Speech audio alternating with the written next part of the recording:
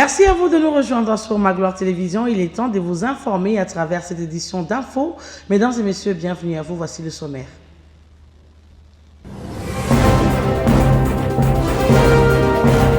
À la une de ce journal, la RDC et les Rwandais ont signé ce jeudi 24 juillet 2025 à Addis Abeba, en Éthiopie, un accord sur les principes de rapatriement volontaire des réfugiés. La partie congolaise était représentée par le vice-premier ministre de l'Intérieur, Jacquemain Chabani. Et puis la cellule nationale des renseignements financiers CNRF a pris part à la célébration du 30e anniversaire du groupe Egmont, une structure qui regroupe toutes les cellules des renseignements financiers du monde. La présence de la délégation de la CNRF à Luxembourg est annonciatrice d'une bonne nouvelle. Et puis les présidents de la Chambre basse, Vital Kamerhe et tout son bureau ont reçu le membre du gouvernement souminois et c'est en marge des préparatifs de la session budgétaire de septembre. Aimé Boji et Doudou Fouamba ont représenté la chef du gouvernement. Le vice-premier ministre des Transports, Jean-Pierre Bemba, et le secrétaire général de l'Organisation maritime des États de l'Afrique de l'Ouest et du Centre, Paul Adalikou, ont une séance de travail annonçant la création dans le tout prochain jour d'une banque maritime régionale de développement. C'est tout pour les titres.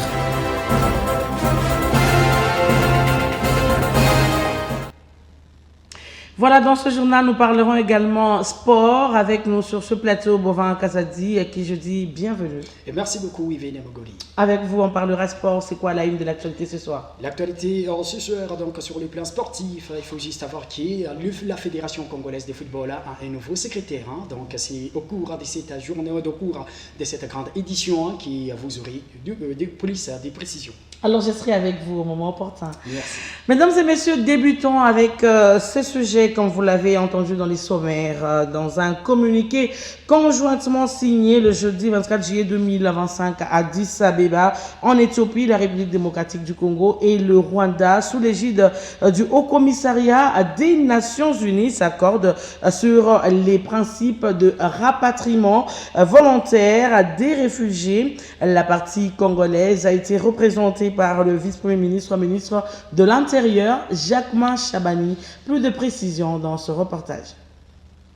Ça y est, le processus est enclenché.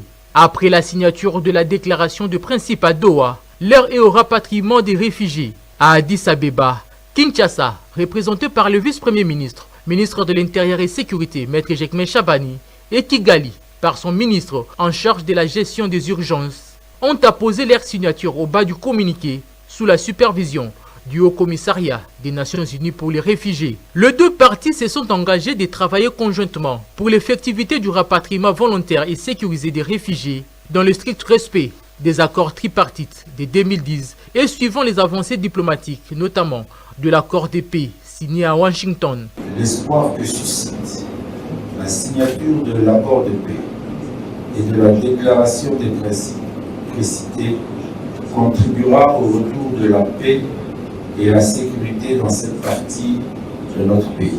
Permettra à notre gouvernement d'accéder aux zones d'installation des réfugiés rwandais, dont le nombre à ce jour est de 201 443, afin d'y mener la sensibilisation au retour et de rapatrier dans les conditions idoines les réfugiés congolais ayant trouvé refuge dans les pays limitrophes. Ce début d'engagement pour une paix durable dans la région des Grands Lacs, plus particulièrement dans l'est de la République démocratique du Congo, est le couronnement des efforts diplomatiques consentis par le chef de l'État, Félix-Antoine Tshisekedi Tshilombo.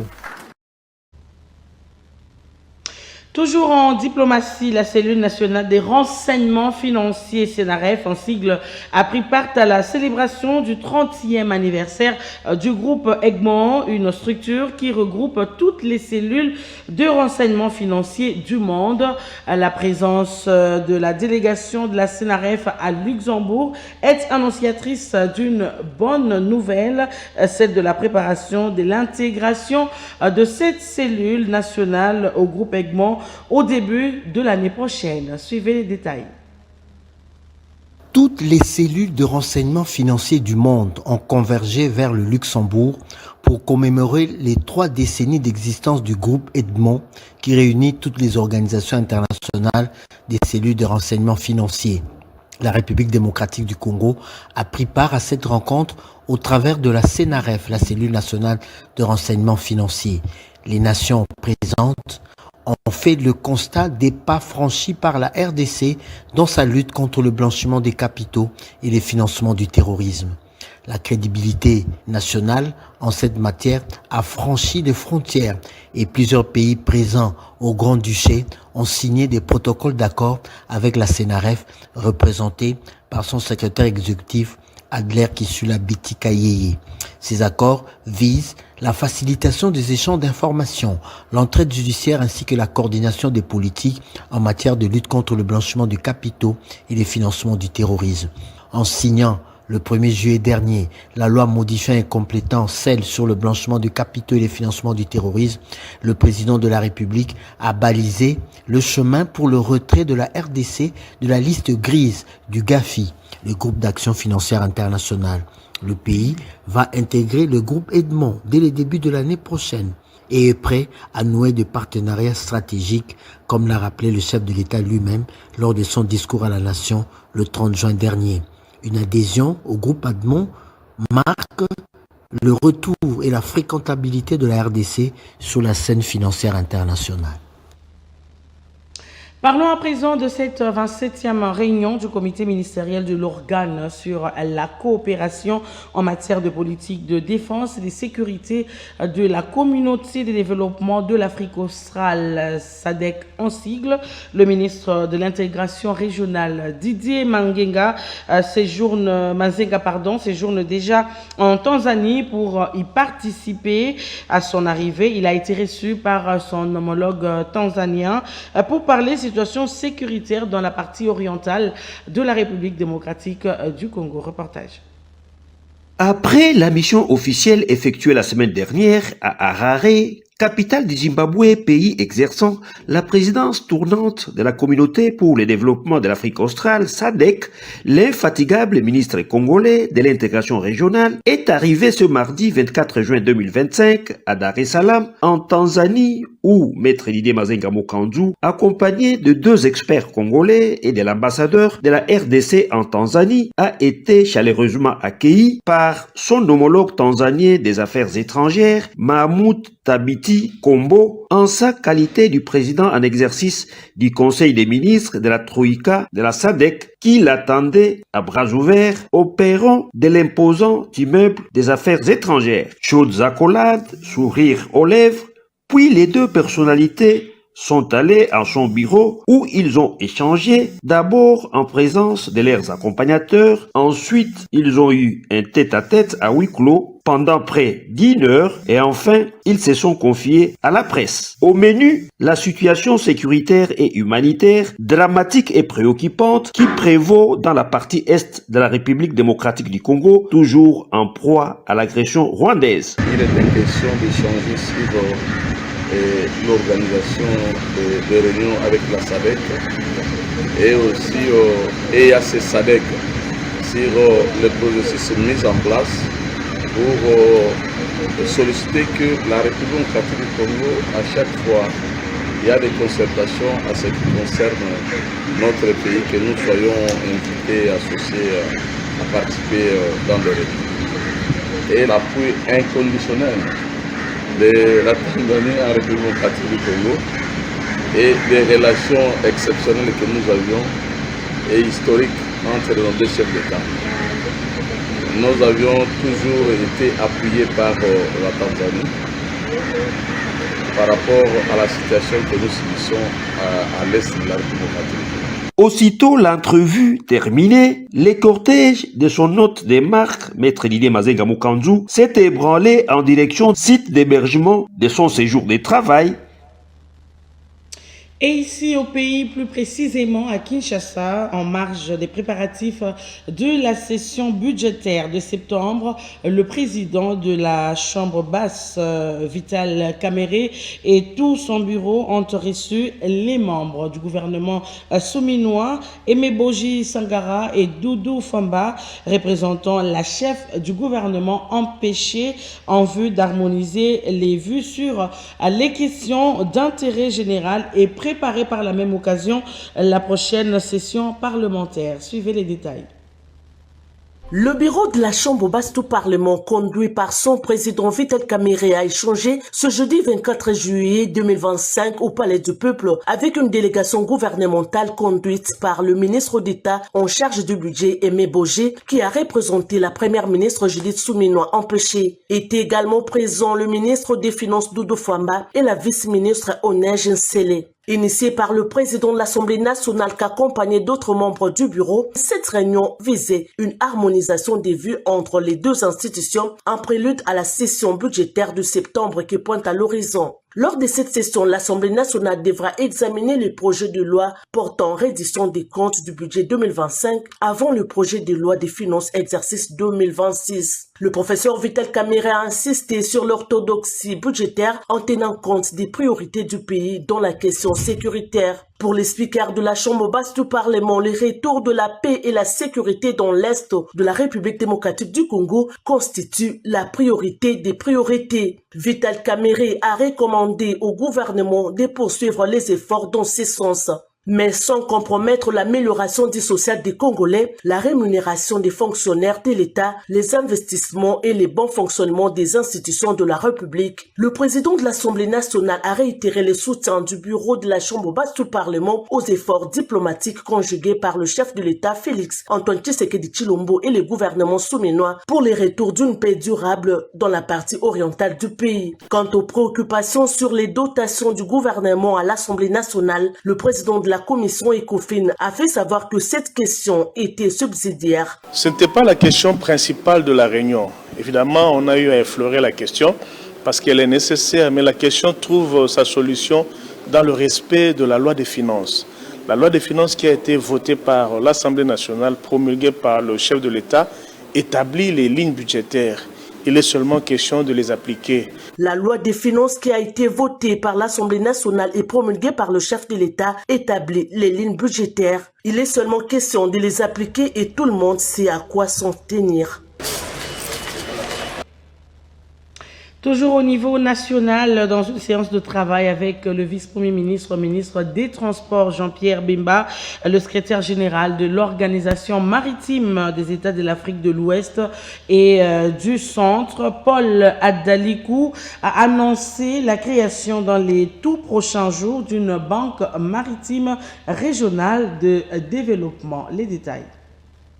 Au centre des échanges, l'annonce de la création d'une banque maritime régionale de développement destinée aux États membres de l'Organisation générale maritime des États de l'Afrique de l'Ouest et centrale, l'OMAOC. Cette nouvelle institution financière vise à faciliter le financement des projets d'infrastructures maritimes à des conditions préférentielles, comme l'a précisé son secrétaire général. Alors, un des principaux points dont nous avons discuté, je suis arrivé pour développer la question relative à la création de la Banque maritime régionale de développement. C'est une institution qui est appelée, n'est-ce pas, à octroyer aux États membres des prêts à taux d'intérêt à un seul chiffre pour leur permettre de s'équiper en infrastructure et de développer les entreprises dans le secteur maritime. Donc, dans la planification, ce sera à partir du premier trimestre de l'année 2026 et le siège sera à Abuja, au Nigeria. Par ailleurs, les discussions ont aussi porté sur la sécurité maritime, notamment sur les accidents survenus sur les cours d'eau congolais ayant causé des pertes humaines. Une collaboration renforcée entre l'OMAOC et les autorités congolaises est en cours de préparation à ces sujets. Cette séance de travail, présidée par le vice-premier ministre et ministre des Transports, Voies de communication et des enclavements, Jean-Pierre Bemba, marque une étape significative dans la coopération régionale pour le développement et la sécurisation du secteur maritime en Afrique de l'Ouest et centrale. Et c'en est fini pour cette première étape. Nous allons parler sport, toujours avec Bovin Kazadi, à qui j'ai dit encore une fois bienvenue. Merci beaucoup Yves Mugoli. Alors je suis à vous juste après cette transition.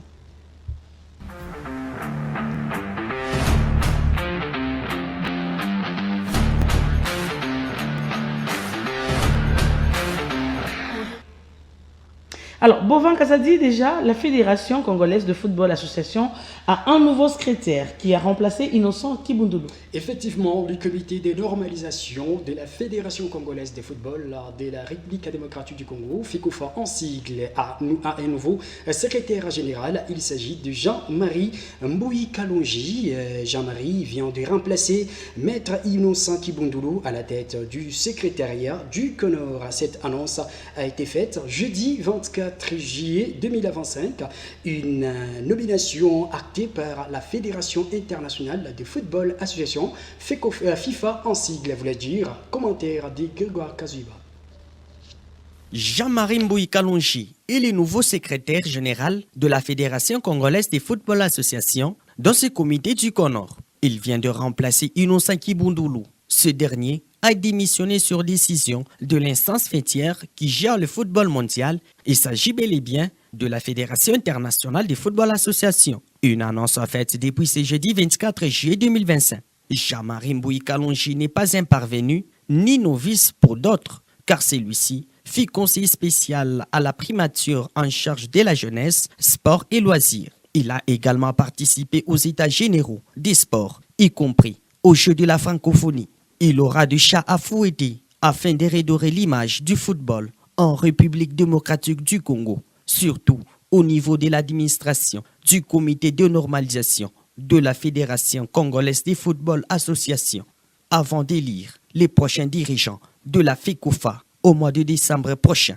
De ce qui précède, Jean-Marie Mbouyi Kalonji et l'ensemble du comité de normalisation de la FECOFA sont attendus pour mener à bon train le sport roi en République démocratique du Congo avant les prochaines élections de cette instance qui gère le football RD congolais. Et puis, Bovin, vous nous dites que 3 équipes sont mécontents. L'ASC Dibumba, le FC Roby, ainsi que la formation de Saint-Luc revendiquent la reprise de la phase de play-off de la Ligue 2 du championnat national de football. Et c'est vrai, oui, Dabogoli, 3 clubs de la Ligue 2 du championnat national de football de la République démocratique du Congo revendiquent la reprise de la phase des play-offs du championnat national. Cette phase a été suspendue incessamment et parmi les 3 clubs qui revendiquent la reprise, il s'agit de Saint-Luc, AS Dibumba, ainsi que la formation des FC Roby. Et bien, des FC Roby voulait dire, et cette revendication a été publiée dans un document qui, on peut lire, la poursuite du play-off de la Ligue 2, dont la date de la fin était prévue pour le 31 juillet 2025. Grégoire Kazuiba revient à nouveau pour le commentaire. Après l'arrêt du championnat national de la Ligue 2, qui est la 10e compétition majeure de la République démocratique du Congo, 3 clubs ont manifesté leur mécontentement. En effet, un mémorandum a été adressé au nouveau comité de normalisation dirigé par Belinda Lutandila, par 3 clubs principaux, à savoir l'AS Dibumba de Chikapa, Saint-Luc de Kananga et le Football Club Roby de Kinshasa. Ces clubs ont dénoncé l'arrêt de play-off de la Ligue 2 par la Linafoot, acte qu'ils jugent injuste. Dans les 10 documents, ces clubs se disent avoir engagé beaucoup de moyens logistiques et financiers afin de répondre au calendrier établi. Dans leurs revendications, ils exigent la poursuite du play-off jusqu'au 31 juillet 2025. À défaut d'obtenir gain de cause, ils menacent de saisir la justice sportive. Pour une bonne mémoire, les récents scénarios et celui de l'arrêt également des play-offs de la Ligue 1 sur instruction de la Fédération congolaise de football association, alors que le championnat devrait s'arrêter jusqu'au 31 juillet 2025. Plusieurs observateurs estiment que le football congolais mérite mieux et doit être sauvé pour un bon encadrement de la jeunesse et préparer les générations futures. Et merci beaucoup Yves Mogoli, c'est tout comme cette page sportive. Merci également à vous Bovin Kazadi. Mesdames et messieurs, ce journal va se poursuivre juste après cette transition.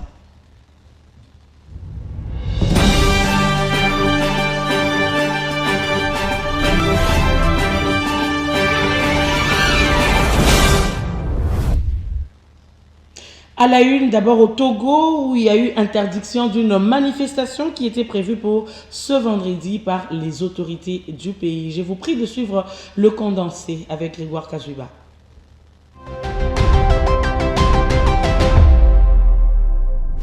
Mesdames et messieurs, bienvenue dans cette nouvelle synthèse d'actualité à l'international. Au Togo, une marche pacifique prévue ce vendredi 25 juillet 2025 a été interdite par les autorités administratives. Le ministre Oate Adabalo explique ses refus par la sensibilité du contexte électoral et par un itinéraire jugé problématique.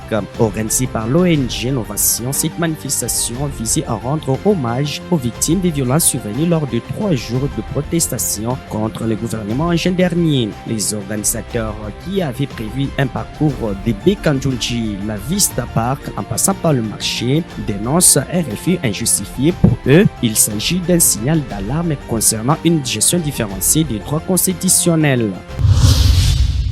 Et au Mali, alors que les paramilitaires de Wagner quittaient officiellement le Mali le 6 juin dernier, les Ilima de l'Africa Corps posaient leurs valises dans le pays. Des troupes placées sous tutelle du ministre russe de la Défense, un repositionnement qui consolide l'influence russe au Sahel. C'est ce que souligne Timbuktu Institute dans un rapport publié mercredi. Dans ce document, l'Institut basé à Dakar au Sénégal a mis en avant les champs d'action de la nouvelle unité russe sur les continents, protection du pouvoir militaire et établissement des partenaires dans divers secteurs avec les États. La liste est loin d'être exhaustive. Derrière cet engagement du pays de Vladimir Poutine au Sahel se joue en réalité une lutte d'influence avec des pays occidentaux, dont la France. Et en Arabie Saoudite, le jeudi à Damas, à l'occasion du forum syro-saoudien, Riyad a dévoilé son plan de reconstruction de la Syrie.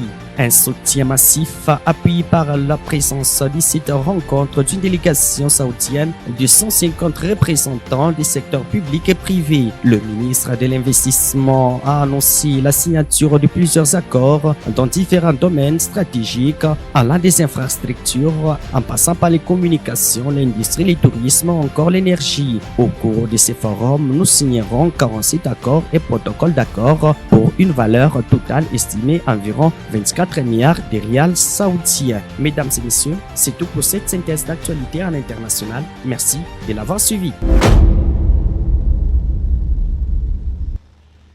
Et pour chuter avec ce journal, vous le savez déjà, la Commission électorale nationale indépendante CENI a rendu public le calendrier des échéances électorales restantes pour le mercredi 23 juillet 2025. Le calendrier comprend l'organisation des conseillers urbains, des maires, leurs adjoints et les bourgmestres. Et la radio-télévision Magloire a reçu pour vous aujourd'hui l'honorable Jean-Pierre Talaja, président du conseil communal de Campemba. Il est l'invité de ce journal. Il s'est entretenu avec Bovin Kazadi. Je vous prie, mesdames et messieurs, de suivre l'intégralité de leur entretien. Bonjour, honorable Jean-Pierre Talaja.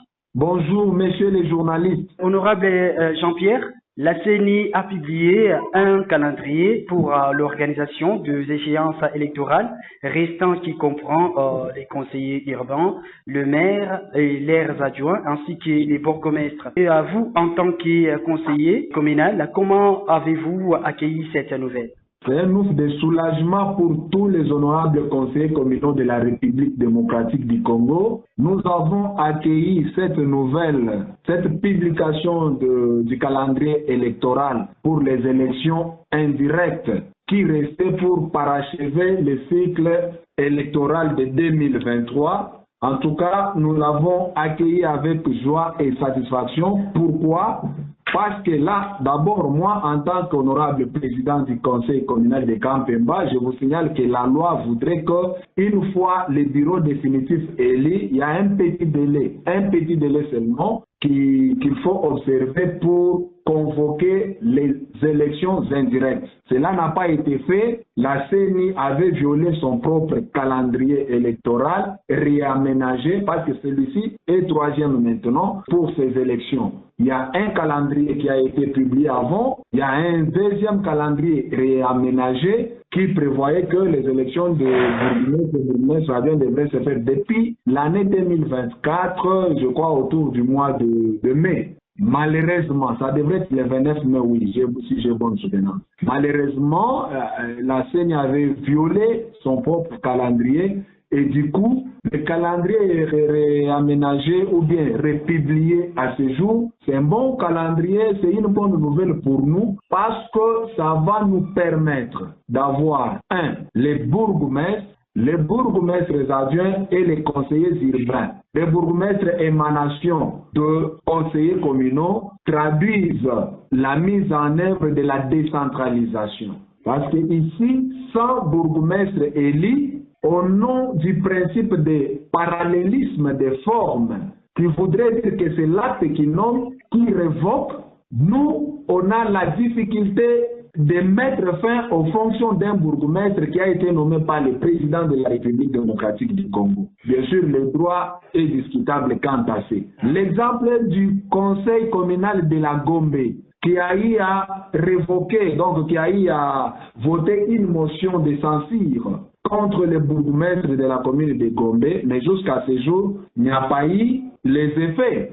Honorable Jean-Pierre, sur tout ce que vous venez de soulever là, est-ce qu'il y a-t-il des mesures d'accompagnement pour que la CENI arrive à la réussite de la tenue de ces échéances? Effectivement, parce que vous êtes en face d'une correspondance, la CENI ne l'a pas fait d'elle-même. C'est une lutte que nous, les honorables conseillers communaux, nous sommes en train de mener et nous mènerons jusqu'à notre dernière énergie. Nous avons saisi toutes les instances, tant provinciale que nationale, voire même la plus haute autorité du pays, le président de la République. Dans chaque province qu'il partait, notre doléance, notre demande était qu'on puisse organiser les élections de bourgmestres adjoints, de conseillers urbains, pour qu'eux aussi puissent voter les maires et les maires adjoints. Parce que les autorités que j'ai citées là, qui existent à ce jour, ils se comportent en bandits politiques. La plupart dans toutes les villes de la République démocratique du Congo. Si ici à Lubumbashi, vous êtes en face quand même de gens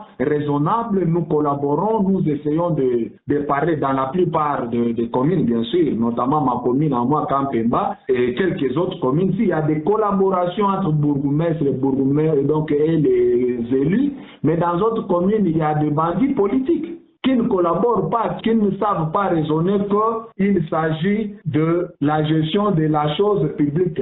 Alors, dans ce cas, les élections, monsieur le journaliste, sont une bonne chose pour nous.